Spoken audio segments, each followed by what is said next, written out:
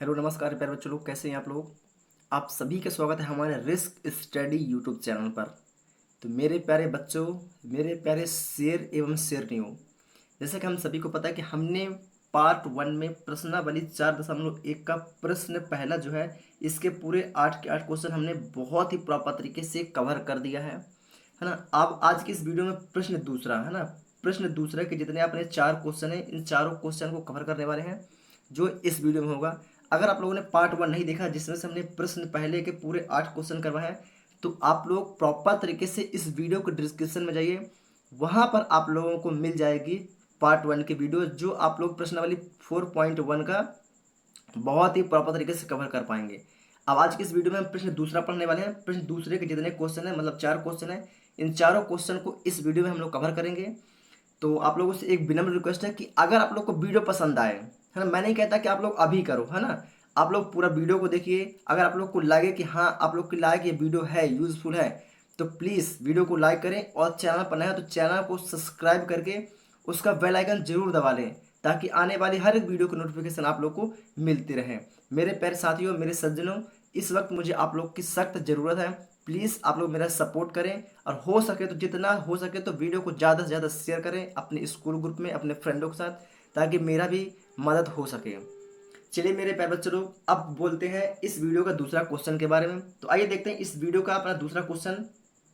तो मेरे साथियों, यहाँ पर हमारा प्रश्न दूसरा है, क्या बोल रहा है कि निम्न स्थितियों को द्विघात समीकरणों के रूप में व्यक्त या फिर निरूपित कीजिए, है ना। निम्न क्या बोल रहा है, निम्न स्थितियों को द्विघात समीकरणों के रूप में निरूपित कीजिए।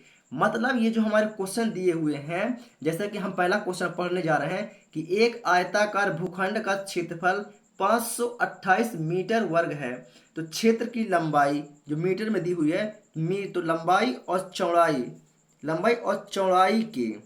चौड़ाई के दुगने से एक अधिक है।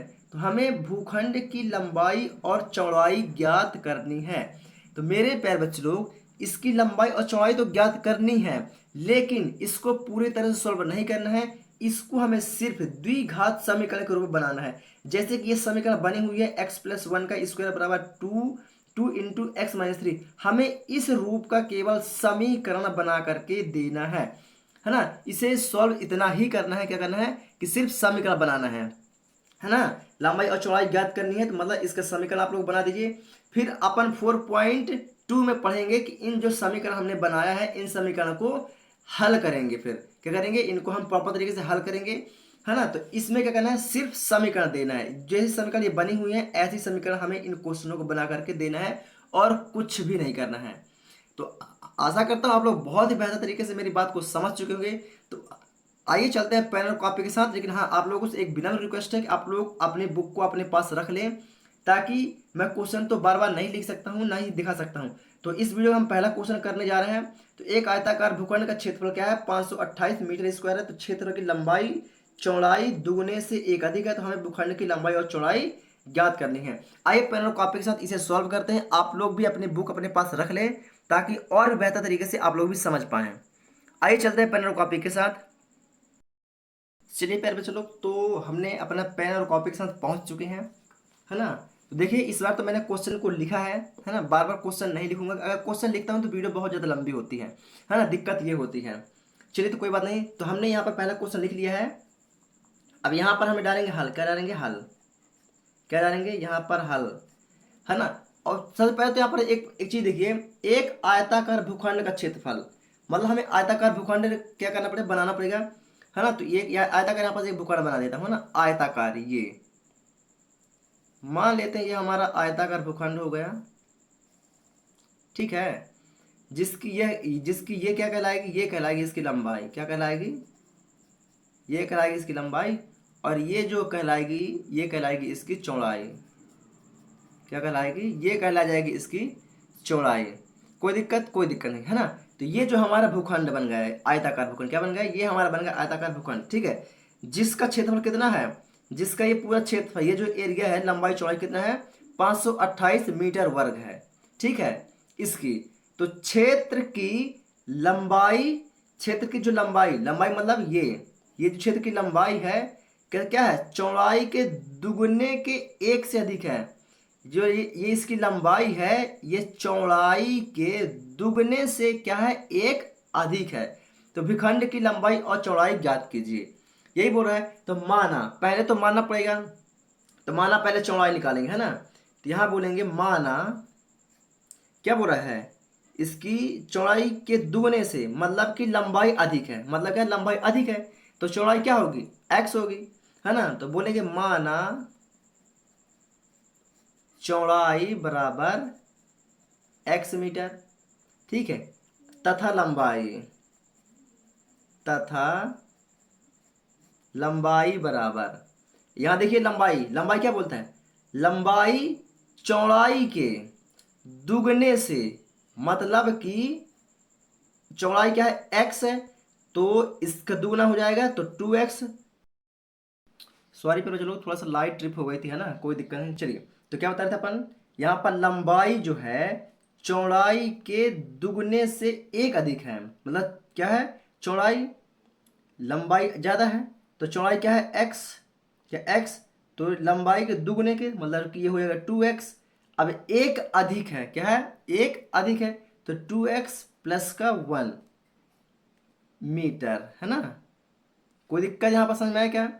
देखिए चौड़ाई क्या है, चौड़ाई एक माना जाएगा, माना x, क्योंकि क्या बोला, लंबाई चौड़ाई के दुगने से एक अधिक है, तो माना चौड़ाई x हो गई, तो लंबाई चौड़ाई के दुगने, मतलब चौड़ाई के दुगने 2x प्लस दुगने से एक अधिक, तो 2x प्लस का 1 मीटर। कोई दिक्कत, कोई दिक्कत नहीं। अब बात करते हैं प्रश्न अनुसार, आगे बढ़ते हैं, है ना। तो हमें भूखंड की लंबाई और चौड़ाई ज्ञात कीजिए। तो एक आयताकार भूखंड का क्षेत्रफल क्या है, 528।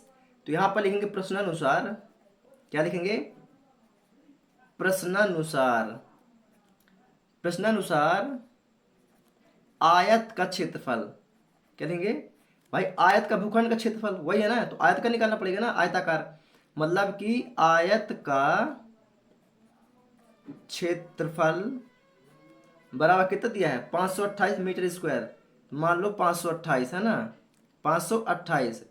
अब आयत का क्षेत्रफल क्या होता है, तो आयत का क्षेत्रफल बराबर होता है लंबाई गुणे का चौड़ाई, क्या होता है, लंबाई गुणे की चौड़ाई बराबर 528 है, तो यहाँ पास क्या होगा, 528। कोई दिक्कत, कोई दिक्कत नहीं। अब इसकी लंबाई क्या दी, लंबाई क्या है, तो लंबाई 2x प्लस 1, तो लंबाई क्या है, 2x प्लस का 1 इंटू चौड़ाई क्या है, x, चौड़ाई क्या है इसकी, चौड़ाई x है। कोई दिक्कत, कोई दिक्कत, बराबर पे क्या है, 528, है ना। कोई दिक्कत, कोई दिक्कत। अब इसका गुणा कर दो, क्या कर दो, गुणा कर दो। यदि 2x का गुणा मैं x के साथ करूंगा तो क्या होगा, 2x का स्क्वायर हो जाएगा, यही तो होगा ना, यही होगा, बराबर होगा, प्लस है तो प्लस, एक का गुणा x के साथ करूंगा तो x ही आएगा, क्या आएगा, x आएगा, बराबर में पा है 528 है तो 528। कोई दिक्कत, कोई दिक्कत नहीं। आप क्या करेंगे, ये 2x स्क्वायर, तो 2x स्क्वायर प्लस x, और ये बराबर किस पार है, बराबर के इस पार आएगा तो किस में आएगा, प्लस का है तो माइनस में आ जाएगा, तो 528 माइनस का हो जाएगा। कोई दिक्कत, कोई दिक्कत नहीं, बराबर हो जाएगा ये अपना, यही अपना क्या, एक बराबर में जीरो आएगा ना, बराबर में जीरो, और यही होगा अपना आंसर, क्या होगा, यही हो जाएगा अपना आंसर। बहुत ही प्रॉपर तरीके से हमने इसे सॉल्व कर लिया है। कोई दिक्कत आप लोग को इसमें, कोई दिक्कत, कोई दिक्कत नहीं होगी। तो फटाक से आप लोग क्या पूछा था, यही तो बोला था ना कि द्विघात समीकरण के रूप में इसे लिखिए। तो द्विघात हमें समीकरण बनाना था, हमने समीकरण यहाँ पर बहुत ही प्रॉपर तरीके से बना लिया है ना। चलिए, तो आप लोग इसे प्रॉपर तरीके से स्क्रीनशॉट ले लीजिए, चलिए स्क्रीनशॉट ले लीजिए। चलिए मैं आगे बढ़ता हूँ दूसरे क्वेश्चन की ओर, है ना। चलिए यहाँ पास मैं एक न्यू पेज ऐड कर लेता हूँ। चलिए दूसरा क्वेश्चन आप लोग देखिए क्या बोलता है ना, देखिए चलिए फटाफट। तो यहाँ पर दूसरा क्वेश्चन की बात करते हैं, है ना। दूसरा क्वेश्चन क्या बोलता है, दो क्रमागत धनात्मक पूर्णांकों का गुणनफल, क्या बोल रहा है, दो क्रमागत, दो क्रमागत धनात्मक पूर्णांकों का गुणनफल, धनात्मक पूर्णांकों का, पूर्णांकों का गुणनफल 306, कितना है, 306 है, कितना, 306 है। हमें पूर्णांकों को ज्ञात करना है, हमें हमें पूर्णांकों को ज्ञात करना है। हमें पूर्णांकों को ज्ञात करना है। कोई दिक्कत यहाँ तक? ये हो गया हमारा क्वेश्चन। चलिए अब यहाँ पर लिखते हैं हल। क्या लिखते हैं? यहाँ पर लिखते हैं हल। तो क्या बोला? दो क्रमागत। क्रमागत का मतलब क्या होता है? जैसे क्रमागत मतलब कि एक है, अगर मैं एक में एक जोड़ दूं, जैसे एक में एक जोड़ दूं कितना हो जाएगा? दो। कितना हो जाएगा? दो हो जाएगा। और दो में एक जोड़ दूं तो कितना हो जाएगा? तीन। और तीन में एक जोड़ दूं कितना हो जाएगा? चार। क्रमागत मतलब क्या होता है? एक एक को आगे जोड़ते चलना, है ना, उसको बोलते हैं क्रमागत, है ना। जैसे एक में एक जोड़ा तो कितना हुआ? दो। दो में एक जोड़ दिया तीन। तीन में एक जोड़ दिया चार। इसको क्या बोलते हैं? इसको बोलते हैं हम क्रमागत। क्या बोलते हैं? क्रमागत, है ना। तो क्या बोला? दो क्रमागत धनात्मक पूर्णांकों का गुणनफल 306 है, तो हमें पूर्णांकों को ज्ञात करना है ना। तो क्रमागत तो माना, पहले क्या बोलेंगे? माना क्रमागत धनात्मक पूर्णांक, माना क्रमागत धनात्मक पूर्णांक क्या मान लेते हैं? एक्स। क्या माना हमने? एक्स मान लिया। क्या माना? एक्स। अब क्या है? एक्स में एक जोड़ दें तब तो कहलाएगी दो क्रमागत। अभी एक क्रमागत है, अब इसमें एक्स प्लस वन कर दें तो क्या हो गया? दो क्रमागत हो गए ना, दो क्रमागत। क्योंकि हमने क्या बताया? क्रमागत का मतलब क्या होता है? एक में एक जोड़े दो, दो में एक जोड़े तो तीन, तीन में एक जोड़े तो चार, ये कहलाता है क्रमागत। तो उसी की बात करते हैं। तो एक्स और एक्स में हमने एक जोड़ दिया, है ना, तो दो बन गई। क्योंकि हमें दो क्रमागत चाहिए तो दो हमने क्रमागत प्राप्त कर लिया। कोई दिक्कत? कोई दिक्कत नहीं। अब बात करते हैं प्रश्नानुसार। किसके अनुसार? प्रश्नानुसार, है ना। चलिए, तो क्या बोलता है? संख्याओं का गुणनफल। क्या बोलता है? संख्याओं का गुणनफल। दो क्रमागत धनात्मक पूर्णांकों का गुणनफल। पूर्णांक मतलब क्या? तो संख्या। असंख्याओं का गुणनफल क्या होता है? 306 यहाँ पर दिया हुआ है। तो क्या बोले? संख्याओं का गुणनफल। तो यहाँ पर लिखते हैं संख्याओं का संख्याओं का गुणनफल बराबर क्या है? 306। क्या है? 306 है ना। तो दो, सॉरी, संख्याओं का गुणनफल क्या है? दो क्रमागत पूर्णांक हमने क्या निकाला? एक्स, एक्स प्लस वन, यही निकाला है ना। तो यहाँ पर क्या लिखेंगे? एक्स इंटू एक्स प्लस का वन, अब बराबर में क्या है? 306 है तो 306 यही रहेगा। अब x का गुणा पूरे में कर दो यहाँ पास, तो x का गुणा x के साथ करेंगे तो क्या हो जाएगा? x का स्क्वायर हो जाएगा। कोई दिक्कत? कोई दिक्कत नहीं। प्लस है तो प्लस x का गुणा एक साथ करेंगे तो x हो जाएगा। बराबर में क्या है? 306 है तो 306। कोई दिक्कत? कोई दिक्कत नहीं, है ना। इसको थोड़ा सा ये कर देते हैं, चलिए, है ना। अब क्या होगा? ये x का स्क्वायर तो एक्स स्क्वायर, प्लस है तो प्लस का x। अब ये प्लस का 306 है, बराबर किस पर आएगा? तो माइनस का 306 हो जाएगा। किसको हो जाएगा? माइनस का 306 हो जाएगा। अब बराबर में कुछ नहीं, मतलब कि शून्य। ये हमें मिल गया हमारा क्या? द्विघात समीकरण। क्योंकि हमें सिर्फ क्या करना था? द्विघात समीकरण के रूप में ही बनाना था, ऐसा हमारा क्वेश्चन बोला है। क्या बोला? ऐसा ही हमारा क्या बोला है? क्वेश्चन हमारा बोला हुआ है। तो ये हो गया प्रश्न दूसरे का भी बहुत ही प्रॉपर तरीके से हमने आंसर यहां पर भी हमने ज्ञात कर लिया है। तो आप लोग प्रॉपर तरीके से वीडियो को रोक के इसका भी क्या कर लें? स्क्रीनशॉट कर लें, या तो फिर लिख सकते हैं, है ना। वो आप लोग को जैसा अच्छा लगे आप लोग ऐसा कर सकते हैं। चलिए, कोई दिक्कत? कोई दिक्कत नहीं प्यारे बच्चे लोग। आइए चल बढ़ते हैं आगे तीसरे क्वेश्चन की ओर। चलिए, तो यहाँ तीसरा क्वेश्चन मैं लिखे दे रहा हूँ, है ना। दिक्कत तो हो रहा है थोड़ा सा, लेकिन कोई बात नहीं। चलिए, तीसरा क्वेश्चन आप लोग अपने बुक में देखिएगा। तो क्या है अपना? रोहन की माँ, रोहन की माँ उससे 26 वर्ष क्या है? बड़ी है। 26 वर्ष क्या है? बड़ी है। बड़ी है। उनकी आयु, उनकी आयु उनकी आयु किसमें? वर्षों में, है ना। किसकी बात करें? वर्षों में। कोष्ठक में क्या लिखा? वर्षों में, है ना। तो उनकी आयु वर्षों में, तो आयु का गुणनफल, आयु का गुणनफल, है ना। आयु का गुणनफल अब से गुणनफल अब से गुणनफल अब से 3 वर्ष पश्चात, अब से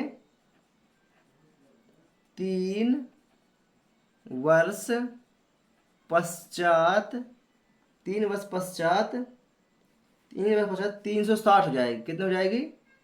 360 हो जाएगी। 360 हो जाएगी। तो हमें रोहन की वर्तमान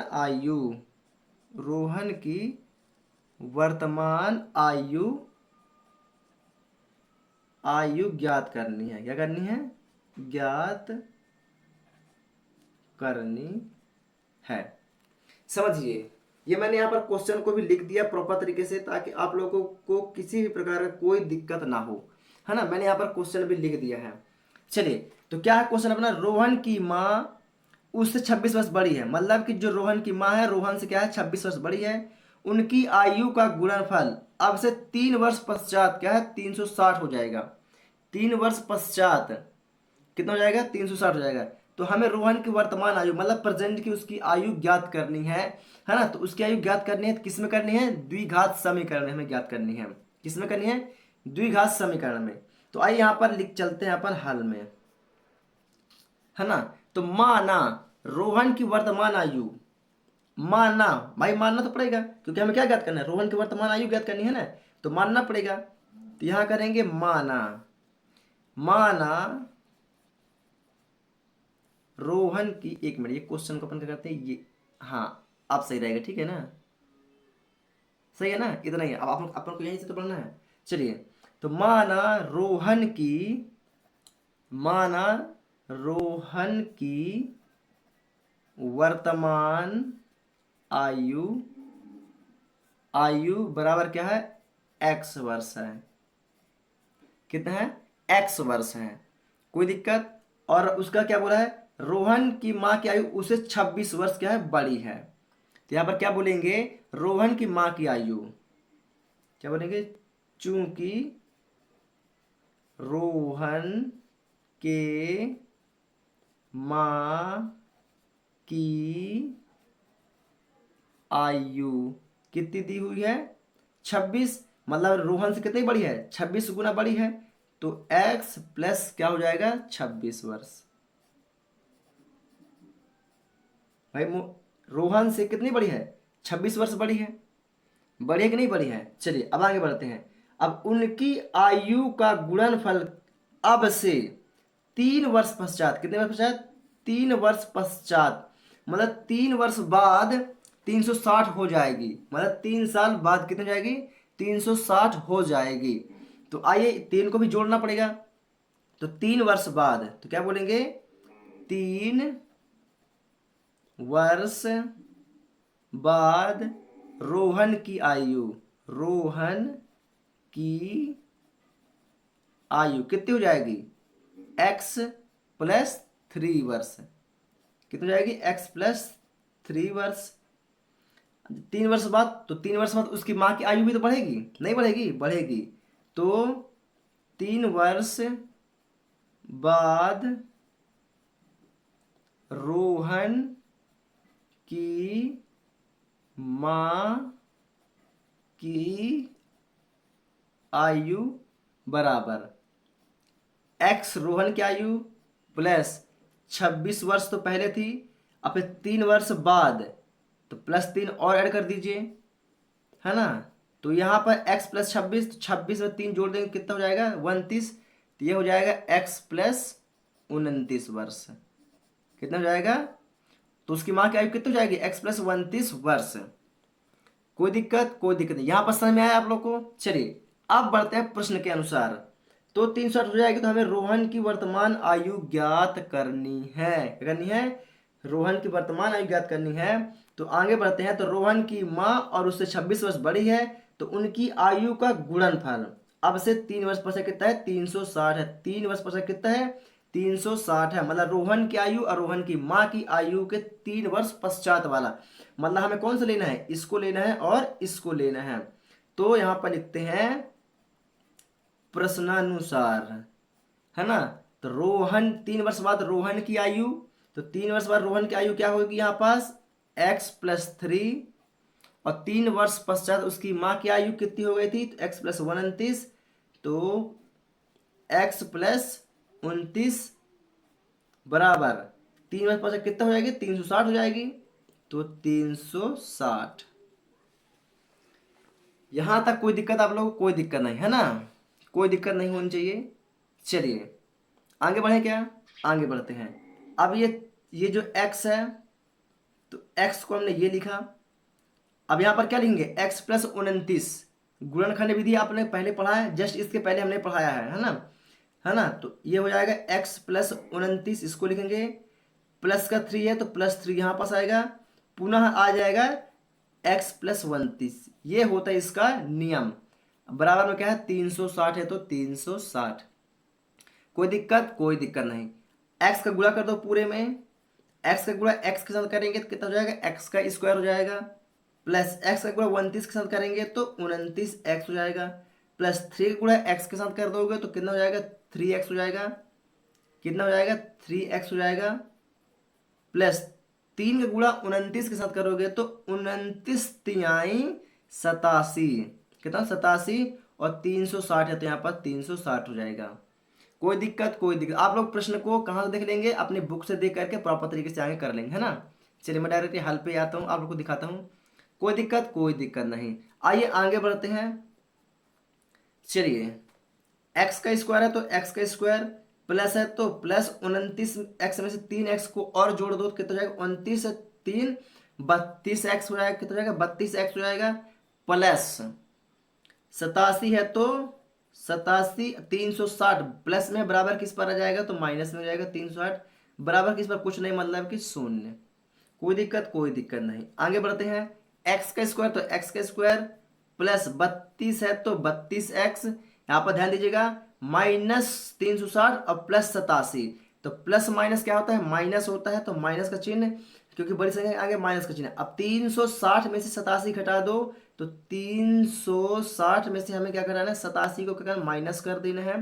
तो शून्य का मान 10, 10 में से 7 जाएगा तो कितना बचेगा, यहाँ पर 3 बचेगा।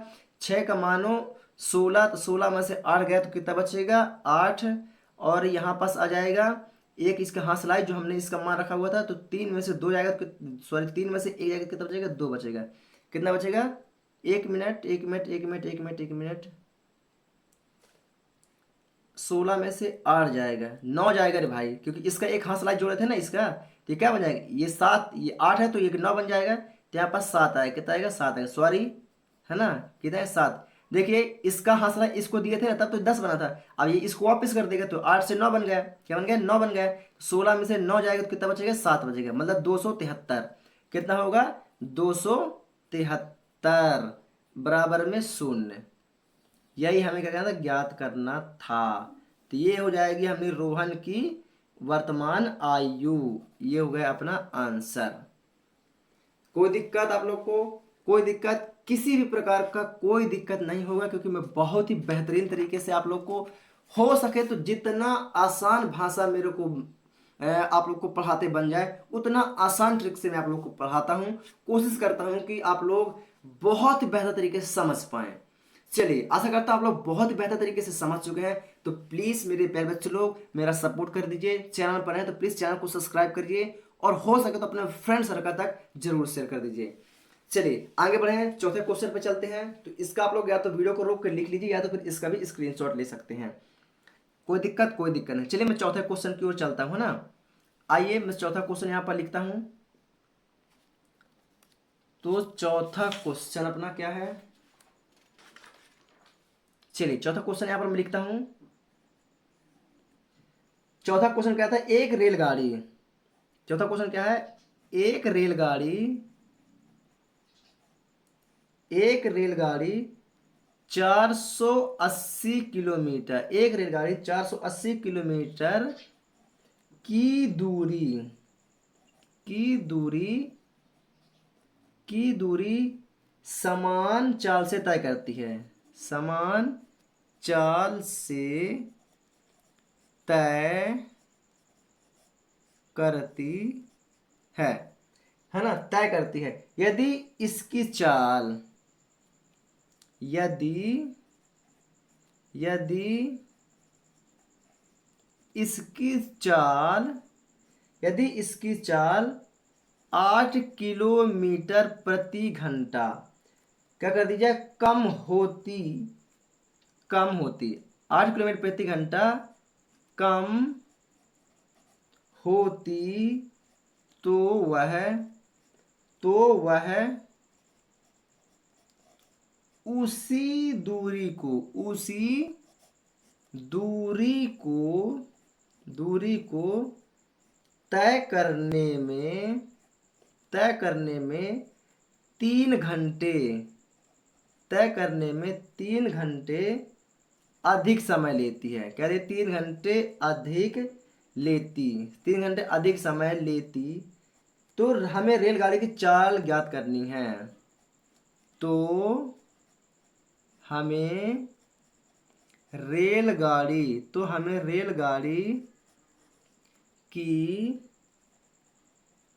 चाल ज्ञात करनी है। आइए एक बार पुनः क्वेश्चन को अपन क्या कहते हैं, समझते हैं। क्या करते हैं, अपन पुनः क्वेश्चन को समझते हैं और बहुत ही बेहतरीन तरीके से इसे हम करते हैं। ठीक है, चलिए क्वेश्चन हमारा क्या बोलता है, एक रेलगाड़ी है ना, एक रेलगाड़ी है जो 480 किलोमीटर की दूरी एक समान चाल से तय करती है। मतलब कि 480 किलोमीटर की जो दूरी है, मान लीजिए उसकी रफ्तार क्या है, 60 किलोमीटर प्रति घंटा है, 60 किलोमीटर प्रति घंटा है। तो उसने 60 किलोमीटर प्रति घंटे के हिसाब से उसने प्रॉपर तरीके से 480 किलोमीटर की दूरी उसने तय कर ली। ठीक है, एक समान 60 किलोमीटर प्रति घंटा के हिसाब से। यदि, अब क्या बोलते हैं, यदि उसकी चाल क्या कर दें, 8 किलोमीटर प्रति घंटा कम कर दें। अब 60 में 8 किलोमीटर प्रति घंटा कम कर दें, तो वह उसी दूरी को तय करने में कितना, तय करने में कितने, 3 घंटा और अधिक समय लेती है। मतलब 3 घंटे, भाई स्वाभाविक सी बात, जब 8 किलोमीटर उसकी रफ्तार कम कर दी जाएगी तो उसकी रफ्तार क्या हो जाएगी, कम हो जाएगी, है ना। तो यदि हम 60 में से 8 घटा दें, कितना बचेगा, 52। तो वो चलेगी 52 किलोमीटर प्रति घंटा के साथ चलेगी। तो वह 3 घंटा क्या चलेगी, वह 3 घंटा लेट चलेगी। क्या चलेगी, वह 3 घंटा लेट चलेगी। तो उसी 3 घंटे लेट से हमें रेलगाड़ी की चाल ज्ञात करनी है। बात आई समझ में, आ गई ना समझ में। देखिए मेरा पढ़ाने का तरीका ऐसा ही है कि आप लोग को डायरेक्ट भूसा भर के सीधे दिमाग में घुसेड़ देता हूं, है ना। चलिए, तो अपन क्या करते हैं, भूसा को साइड करते हैं और अब इसे दिमाग में अपने बैठाते हैं। आइए, तो माना, आगे बढ़े ना भाई, तभी तो हमारा माना होगा ना, काम चलेगा। अरे मैंने पेन की तरह रख दिया यार, लो, ऐसा तो होता है मेरे साथ। चलिए, तो यहां पर लिखते हैं हल। क्या डाला हमने, यहां पर डाल दिया हमने हल, है ना। अब माना रेलगाड़ी की एक समान चाल, जैसे मैंने क्या बोला था, पहले 60 माना था ना, मैंने क्या बोला था कि माना एक रेलगाड़ी 60 किलोमीटर प्रति घंटा के हिसाब से चलती है ना। तो उसको डायरेक्टली हम 60 नहीं रख सकते, है ना। उसको मान लेते हैं कि वो x किलोमीटर प्रति घंटा से चलती है ना। तो क्या बोलेंगे, माना रेलगाड़ी, माना रेलगाड़ी की एक समान चाल बराबर क्या है, x किलोमीटर प्रति घंटा है। क्या है, x किलोमीटर प्रति घंटा है ना, समान चाल। तो समय बराबर क्या होता है, समय बराबर ये फॉर्मूला होता है हमारा, दूरी बटे चाल। क्या होता है, दूरी बटे चाल, ये हमारा क्या है, फॉर्मूला है ना। चलिए, तो प्रथम शर्तानुसार हमारी जो ट्रेन है वो क्या बोलती है, तो यहां पर लिखते हैं प्रथम शर्तानुसार,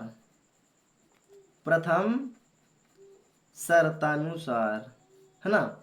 चलिए, तो एक समान चाल से जो रेलगाड़ी एक समान चाल से 480 किलोमीटर की दूरी क्या करती है, तय करती है। तो उसमें लगा समय तय करती है तो उसमें कितना समय लगा वो तो हमें निकालना है ना पहले अपन को। तो यहाँ पर लिखेंगे, इसको मैं यहाँ पर कर देता हूँ, ठीक है। थोड़ा सा क्वेश्चन दिखना चाहिए तब तो मज़ा आता है पढ़ाने में, है ना। चलिए, तो यहाँ पर लिखता हूँ मैं, एक समान चाल, एक समान चाल से 480 किलोमीटर की दूरी तय करने में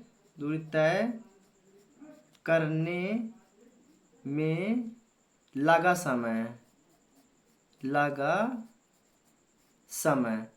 है ना, लगा समय। तो समय को किसे प्रदर्शित करते हैं, टी, इसको T1 मान लेते हैं क्योंकि अभी आगे एक और करना पड़ेगा। T1 बराबर दूरी, कितना उसने किया, 480 किलोमीटर की दूरी तय की ना, तो 480 बटे चाल, हमने चाल क्या माना था, एक समान चाल क्या माना, एक्स माना था हमने, तो यहाँ पर आएगा एक्स। इसको देते हैं समीकरण नंबर फर्स्ट। कोई दिक्कत आप लोग को इसमें? कोई दिक्कत नहीं। अब दोबारा इसके आगे बढ़ते हैं, है ना, तय करती है। अब क्या बोलते हैं, यदि इसकी चाल 8 किलोमीटर प्रति घंटा क्या करते, कम हो, यदि इसकी चाल 8 किलोमीटर प्रति घंटा कम हो तो वह उसकी दूरी तय करने में 3 घंटे का और अधिक समय लगता है। आइए इसके आगे चलते हैं, है ना। आप लोग बाकी अपनी आप क्वेश्चन को बुक में देखिएगा, है ना, जो मैं आगे बताऊंगा आप लोग उसको बुक में देखिएगा तो थोड़ा सा अच्छा लगेगा।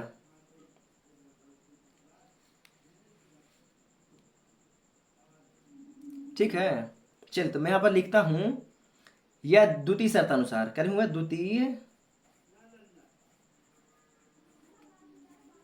द्वितीय शर्तानुसार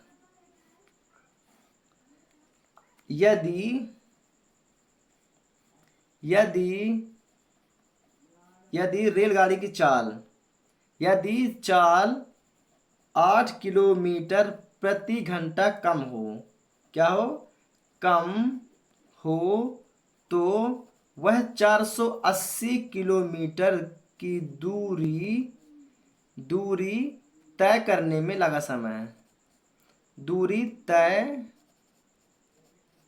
करने में लगा समय, इसको T1 माने थे, इसको T2 मान लेते हैं। T2 बराबर 480 किलोमीटर है, वो तो पहले से ही है ना। अब उसको क्या करते हैं, 8 किलोमीटर कम, यानी कि x उसकी चाल थी, अब उसमें से 8 माइनस कर दें, क्या करते हैं, उसमें से 8 माइनस कर दें, इसको देते हैं समीकरण नंबर 2। तभी तो कहलाएगा ना 8 किलोमीटर प्रति घंटा से कम रफ्तार से चलती है ना। तो इसका समय 3 घंटा अधिक लेती है, क्या लेती है, 3 घंटा अधिक लेती है, क्या लेती है, तो वह 3 घंटा क्या लेती है, अधिक लेती है ना। तो प्रश्नानुसार तो कितना लेती है, 3 घंटा अधिक समय लेती है, मतलब कि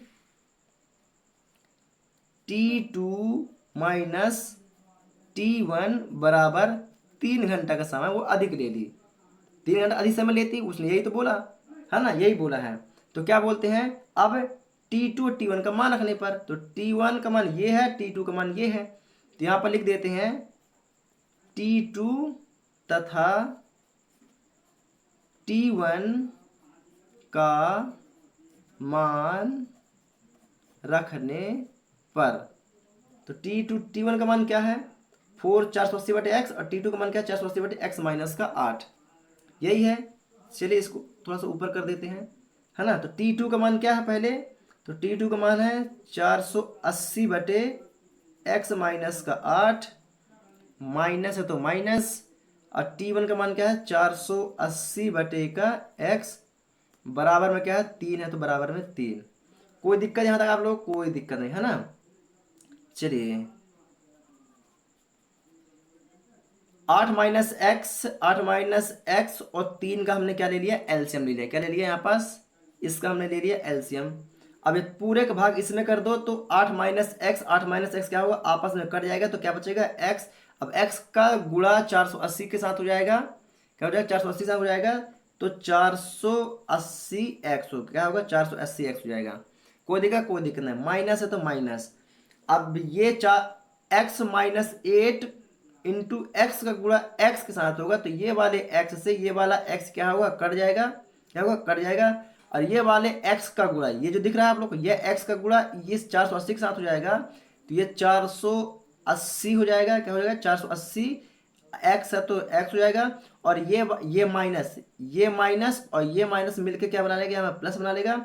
अब 8 का गुणा 480 के साथ होगा, कितना होगा, 8 का गुणा 480 के साथ करके देखिए यहाँ पास, तो 480 गुणा 8, तो 8 शून्यम का शून्य, 8 अठाई 64 के 4, हाँ सलाई 6, और 8 चौके 32, 33 34 35 36 37 38, कितना हो गया, 38।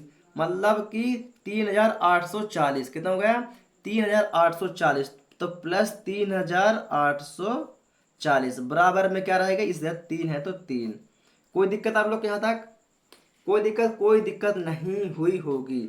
चलिए, ये 480 माइनस का 480 यहाँ पास दिख रहा है आप लोग को, तो 480 का 480 से क्या हो, घटा दो, तो वो कट गया। क्या बचा यहाँ पर, 3840। तो इसको थोड़ा सा ऊपर कर देता हूँ ना, क्या बचा, 3840 बटे में क्या बचा यहाँ पास, x माइनस का 8 और x बचा, यही तो बचा ना अपन का। चलिए इसको गुणा कर देते हैं, चलिए आगे गुणा कर देंगे, है ना। 3 है तो 3, कोई दिक्कत आप लोग के यहाँ पास, कोई दिक्कत नहीं होगा यहाँ पास। चलिए, और इसका कुछ नहीं यार, थोड़ा सा इसको गुणा कर देते यार, x का गुणा x के साथ करेंगे। चलिए मैं यहाँ पास कर देता हूँ ना, चलिए कोई दिक्कत नहीं है ना, एक पॉइंट और बढ़ जाएगा तो चलेगा इतना। तो ये 3840 है, तो 3840 बटे एक्स का गुणा एक्स के साथ कर दोगे तो कितना हो जाएगा, एक्स का स्क्वायर हो जाएगा। क्या होगा, एक्स का स्क्वायर हो जाएगा। माइनस है तो माइनस, एक्स का गुणा 8 से कर दोगे तो 8x हो जाएगा। बराबर, ये 3 है तो 3 बटे में कुछ नहीं, मतलब कि एक, इसका कर दो तिर्यक गुणा। क्या कर दो, इनका कर दो तिर्यक गुणा। तो 3840 का गुणा एक के साथ हो जाएगा तो कितना हो जाएगा, 38 और 40 ही बचेगा। और 3 का गुणा इसके साथ कर दो। एक मिनट रुको जरा, यहाँ पास कुछ कट रहा है अभी, है ना, कट रहा है। यदि मैं इसको यहीं पास कर देता हूँ, ठीक, इसको यहीं पास कर देता हूँ, इसके बारे में कुछ नहीं, मतलब कि एक कर देता हूँ, और ये यहाँ से कर दे, 3 एकम 3, 3 एकम 3, ठीक है, 3 एकम 3, और 3 दूना का 6, 3 दूनी 6 बचा 2, 3 अट्ठे 24 शून्य, 1280 हो गया यार यहाँ पास, है ना। ये इससे कट जाता है, क्या होता है, ये इससे कट जाता है, तो यहाँ पास क्या बचता है, 1280 बचेगा। क्या बचेगा, 1280, ठीक है, 1280 बचेगा यहाँ पास।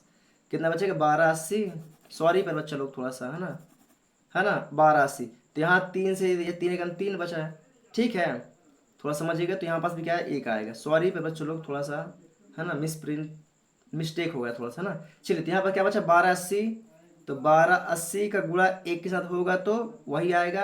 अब एक्स स्क्वायर माइनस का 8 है, ये है ना, यही तो दिख रहा है ना आप लोग को। अब इसका गुणा इसके साथ कर दो, तो ये हो जाएगा बराबर किस पर, एक्स का स्क्वायर माइनस का 8x, यही हो जाएगा। अब यहाँ पास 1280 किसका, प्लस का है, और बराबर की इस बार लेके आएंगे तो किसका हो जाएगा, माइनस का हो जाएगा। किसका हो जाएगा, माइनस का हो जाएगा कि नहीं हो जाएगा। तो बराबर एक्स का स्क्वायर माइनस का 8x, और इस पर आएगा तो माइनस का 12880, यही होगा ना, यही होगा। अब बराबर इस पर कुछ नहीं है, मतलब क्या है, शून्य है। क्या है, शून्य है। तो ये हो जाएगा एक्स का स्क्वायर माइनस का 8x माइनस 1280 बराबर में शून्य। और यही हमें क्या करना था, हमें ज्ञात करना था। तो यही हो गया अपना आंसर। क्या हो गया, यही हो गया अपना आंसर। थोड़ा सा यहाँ पर डिस्टर्ब हो चुका है, कोई दिक्कत नहीं, आप लोग समझिएगा इसको थोड़ा सा। तो आशा करता हूँ आप लोग बहुत ही बेहतर तरीके से यहाँ पर भी समझ चुके हैं, है ना। तो उम्मीद करता हूँ आप लोग बहुत ही बेहतर तरीके से समझ पाए। अगर समझ में आए तो वीडियो को लाइक करें, चैनल पर है तो चैनल को सब्सक्राइब करके बेल आइकन को जरूर दबाएं, ताकि आने वाली हर एक वीडियो की नोटिफिकेशन आप लोग को मिलती रहे। तो चलिए प्यारे बच्चों लोग, आज की इस वीडियो में बस इतना ही। मिलेंगे आप प्रश्नावली 4.2 में, क्योंकि प्रश्नावली 4.1 बहुत ही प्रॉपर तरीके से हमने यहाँ पर कवर कर लिया, है ना। चलिए, हमने इसको भी कवर कर लिया है। तो प्यारे बच्चों लोग, आशा करता हूँ आप लोग मेरे से बहुत बेहतर तरीके से संतुष्ट होंगे। तो प्लीज़ वीडियो को लाइक करें, शेयर करें, सब्सक्राइब करें। मिलेंगे नेक्स्ट वीडियो के साथ, तब तक के लिए जय हिंद।